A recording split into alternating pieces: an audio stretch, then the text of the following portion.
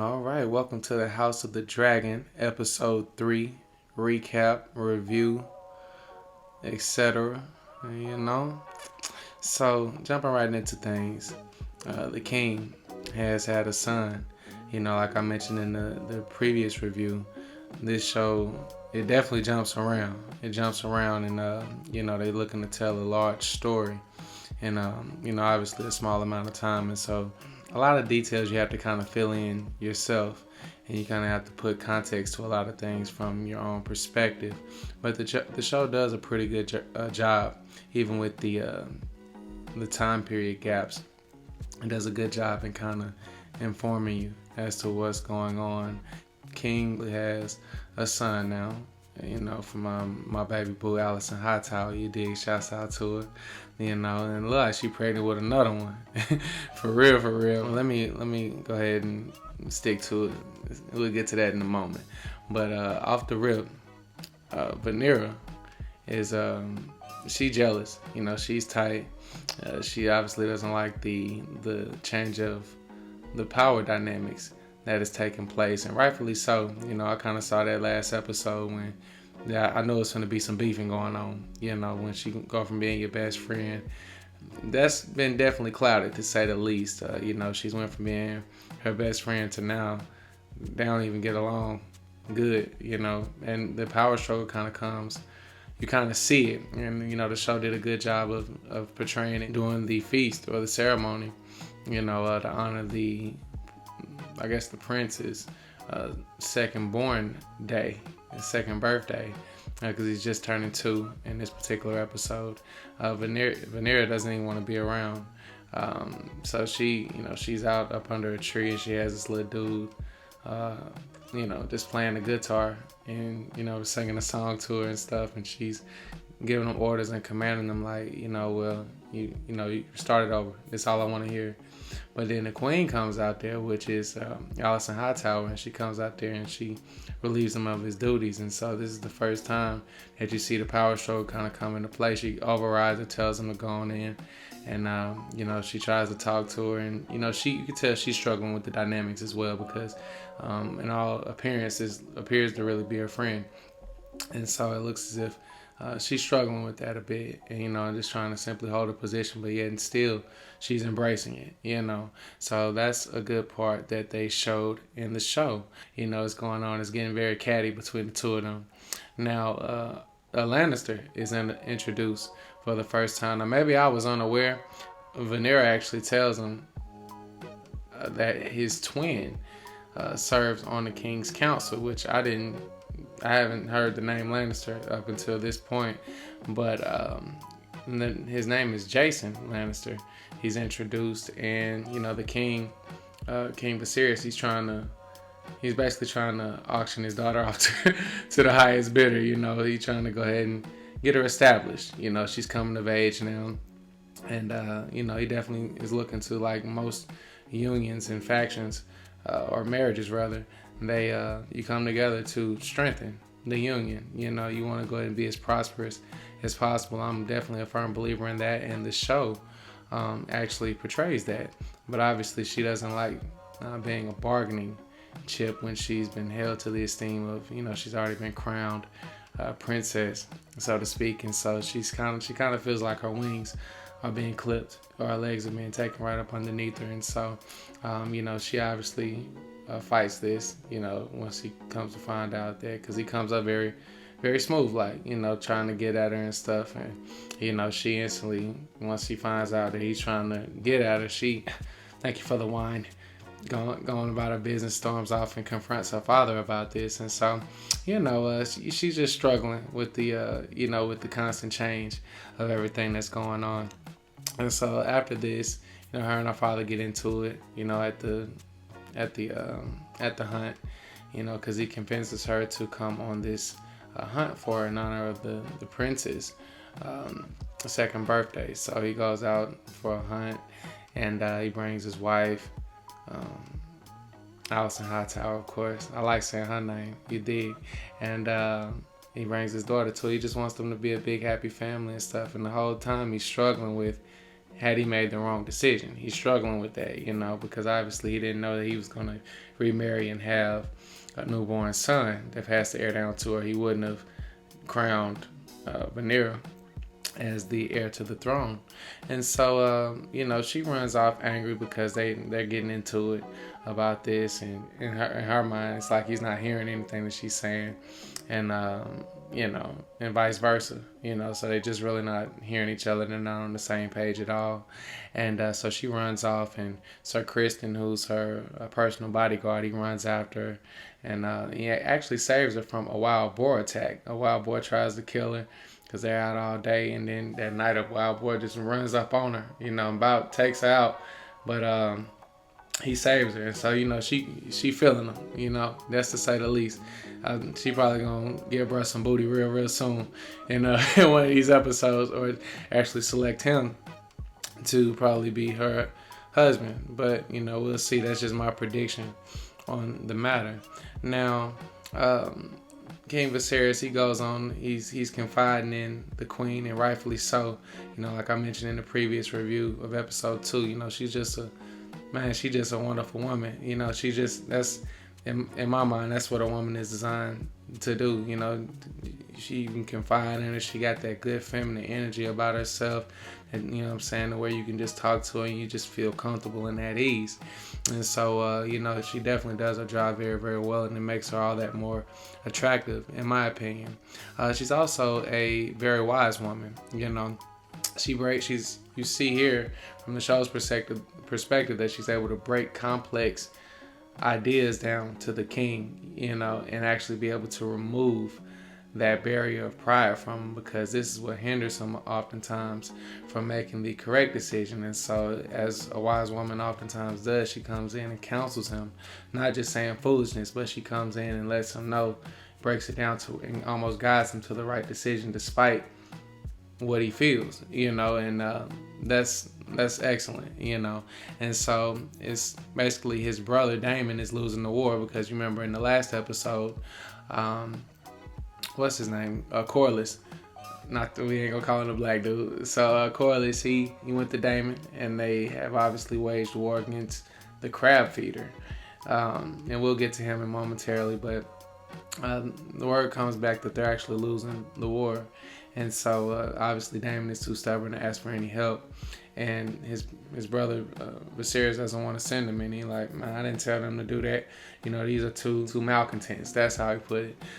Two malcontents, who went against my decision making, for lack of a better word, and decided to do their own thing. And so, let them live with the consequence, because if I come and help them, it'll look like, I'm weak. And he's constantly, you can tell he has a complex with that as far as looking weak.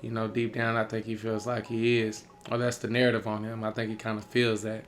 And so, back to Alicent Hightower, she, she puts it in a way to where he can understand it, because at first she's like, well, why you can't just be a person that loves your brother, and this, that, and the third. And so he counters with, how would I look in this particular matter? And she said, well, let me put it a different way. Wise woman. Let me put it a different way.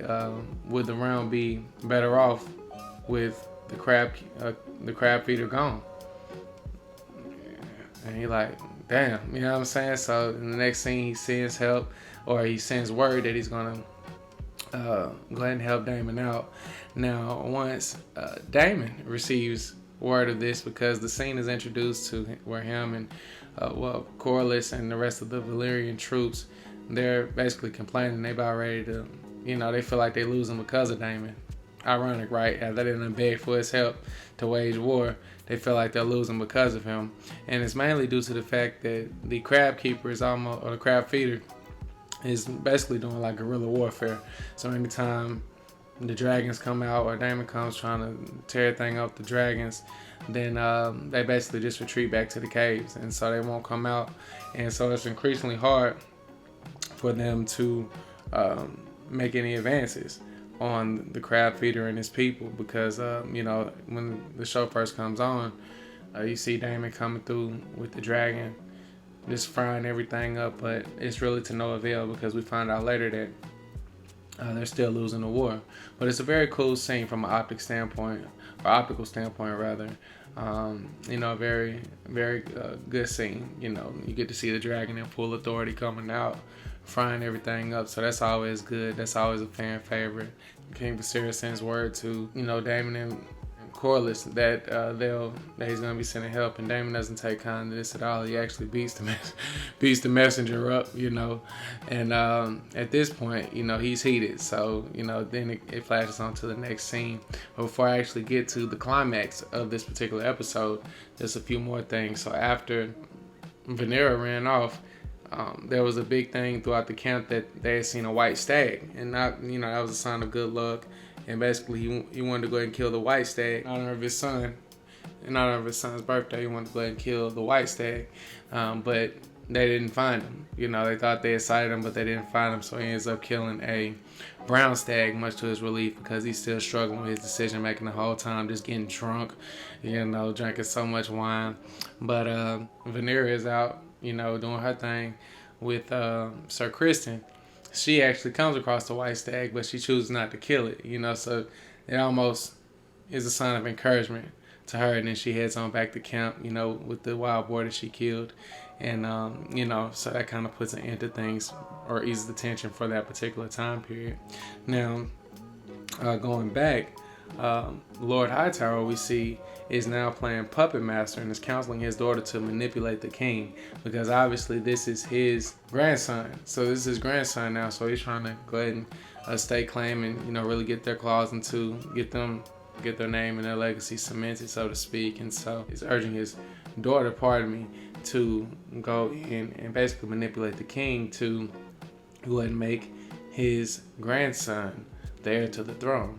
And we see here also, after that King Viserys says, he gives his word to Rhaenyra that he won't uproot her. He's not gonna, crown or anoint his son over her, since he's already done that. But he doesn't feel that that's the correct decision, because when Alicent Hightower, she comes in, she's working her little moves. He lets her know that he's struggling with the decision making. And so it's going to be interesting to see what comes about in the next few episodes, because you can clearly see that some things are going to come to a head. Now, going back now to the climax of the episode, after Daemon beats up the messenger, he would rather die than be proven wrong and actually receive some help from what we deem his weaker brother. And so he goes on a suicide mission. Basically he goes in solo. He goes in solo dolo, and he acts like as if he's gonna surrender. So he comes in waving the white flag. But obviously, man, the show don't do a good job with trickery, man. You feel me? Like, it's like everything you can kind of see, or you kind of know what's going on. It's nothing like Game of Thrones. Like, Game of Thrones kind of kept you on your toes. Like, then you didn't really know what to expect, who's finna pop out. This one is a bit different. You can kind of see everything a mile away coming, like as to what's finna happen. Like we seen in the last episode, it's much the same in this one. Like, it's gonna be a time where you kind of like, dang, okay, this finna happen. All right, this finna happen. I haven't been surprised yet, but yeah. So he lures all the troops out. He act like he's gonna surrender. He lures all the troops out, and then he goes through like on a melee. He's going through. He killed about 50 people. You know what I'm saying? Whoop whoop. He going through slicing and dicing, doing his thing. You dig? And yeah. And so he actually gets hit with a bow and arrow, and it looks like it's a route for him. But then at that time they were actually discussing this plot, but I don't think they informed Daemon of what they planned to do.